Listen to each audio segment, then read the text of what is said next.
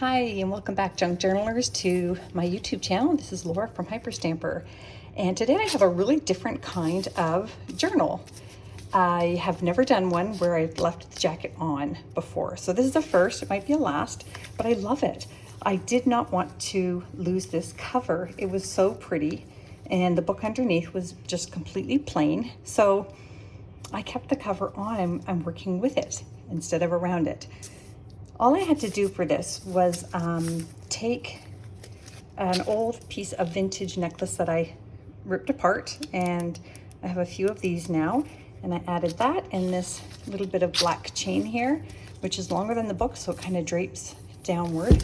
It's a very stuffed journal, this one, and there's this lovely antique piano on the front, and then this beautiful instrument on the side, which anybody who knows me knows I love fiddle music, so that's why I held on to this book for so long and didn't use it. But again, it's time to let somebody else enjoy this now. Let's take a look inside. Look how beautifully aged this is. I couldn't have tea-dyed that better myself. I turned the jacket into a pocket and just added some book page to the back of this vintage dictionary page, and made a little cluster here, a couple of butterflies out of antique paper and fabric, and you can journal on that. Remember, everything in here is authentic, antique, and vintage paper. I only added some tea-dye pages that aren't antique for extra journaling space. So here we go. This is a vintage book. It's still got the library stamp down here from 1953.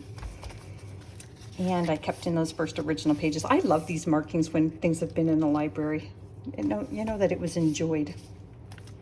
I made this pocket out of an antique book page and added this little tag that I made from antique paper, vintage pattern, tissue, and vintage stamps. And you can journal on the back of that. There's another very old stamp here.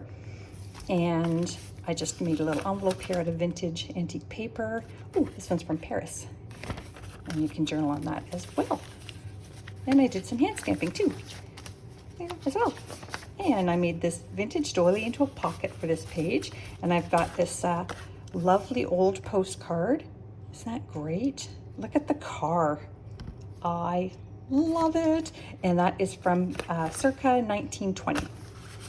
All right, let's go over here. This is just to cover up what was kind of a boring page here.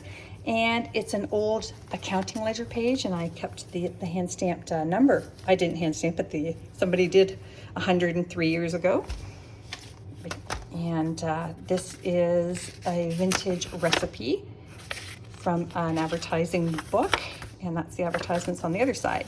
So I made a little pocket there. You can put more things in there if you like.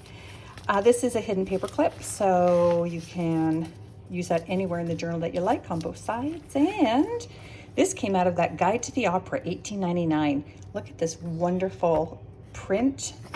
And it's actually really hard, so it's not too brittle. You could reuse this, you could fold it, you can journal on it, you can do whatever you like with this. You could frame it if you are a lover of opera, which I actually have someone who really enjoys opera ephemera.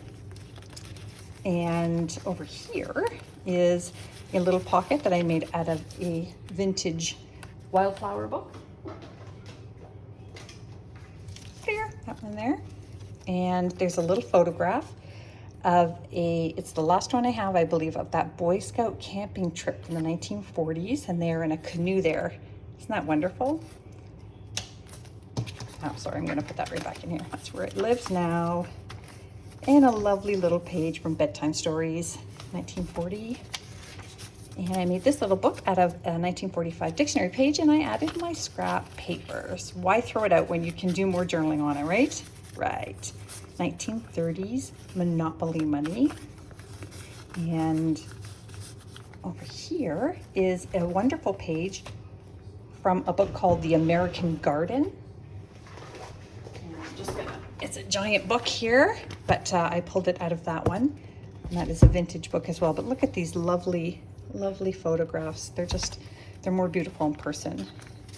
And another vintage book page here that was blank. They're hard to find, and I do keep a stack of them whenever I find a blank page when I've torn apart a book. I keep that. Little paper clip here that says Love and Friendship. And this is from a 1950s ladies magazine. And look at this. We've got Santa, we've got Halloween, we've got costumes, a go-go. And on the other side, awesome aprons. Look at the size of the waists on these women. Oh, come on. Seriously? I'm actually worried about this woman. Okay, so, too funny. I'm just gonna put that right back there. And the great thing about this is sometimes when they're not completely glued down, you can move them around, reuse them, do whatever you like. And over here is one of those wonderful vintage recipe book pages. And this one came from this fabulous publication, Glamour and the Hostess, and that is vintage from the 50s. And it's how to put on a hoity-toity evening dinner party. So over here, I've just gotten this 1929 ledger scrap and put a little clipping from 1907 on there for decoration, and you can journal on that too. And that's all put on top of a 1930s music sheet. Silver threads among the gold. Isn't that pretty? Vintage sewing instructions from a pattern. And this is from the 1928 Billboard publication. I'm trying to find that in my little pile here. It's huge. Isn't that wonderful? September 1928, so I pulled it from there. And you'll have a lot of fun reading about vaudeville and the roaring 20s. Look at the fashions. I love it. It's very brittle, so I have taken care in adhering it and stapling it and gluing it. It may crack, but please just tuck it right back into a pocket if it cracks out. These are, 100 years old, so they weren't meant to last as long as they have. There's a little receipt from Pearl's shop from the 50s, and another handmade tag here that I did with all kinds of vintage paper. And I'm always using my little ledger scraps. I think I liked this title, Patches of Crimson. It was in a book and I just thought it was a pretty title. And a 1926 large piece of ledger paper with the beautiful blue and pink lining. And this cute little children's book page here with pelicans and penguins, and I just turned that into a little place for you to journal. And there's that, whoa, Emma. Spanish Cavalier, more tea-dyed paper. Oh, this is from the original book here, a recorder. And look at these wonderful pianos. Look at these images. I just love it. So if you know somebody who loves piano or old music, this may be a wonderful gift for Christmas. A children's do-it-yourself craft book. And this is an old antique book here with it should have a postcard in here. So the postcard is going to go in here. Sorry, I think I took it out to look at it. And this here is a pure flavoring extract advertisement from the 50s, blue ribbon. Isn't that fun? I pulled that out of a recipe book. So actually that one goes here. And I kept this because I just loved it. It was torn and somebody years and years ago tried to tape it up, which meant the book meant a lot to them. They wanted to keep it intact. So I re-adhered it so it would stay together forever. This came from a book that I acquired, and it is a big one. This is called The Girl's Own Annual, and it is from 1915, and I'm going to be able to get a lot of pages out of this, so you'll see these in my journals often. This one's called The Notebook of My London Garden, and the images are as sweet can be. Look at how beautiful, and the type is awesome. Just a real find. And that's on a little pocket that I made. I hand stamped the word thankful. If you know me, you know I use my journals for gratitude. And this is from a vintage atlas page that was all about space. And just an old vintage receipt here with that would have done on one of those adding machines. And this is a poem that I just thought was lovely, Birds' Nests and Canterbury Bells. So I just put a little doily pull tab on there. The Etude, which is a 1920 publication of music, inspired things, advertisements, lessons, instruments, all things music. And then this is a part of that atlas here. And that's the other side of the space page, Neptune and Pluto. You know it's vintage when they still called Pluto a planet. Here we have a, Toastmaster, isn't that fun? And toboggan. Another of that vintage illustrated dictionary. And we have, a Santa Claus hat. That's fun. and more of those children's crafts there. Another children's book page, a 1938 French almanac page. I'm gonna pull that out for you to see. There we go.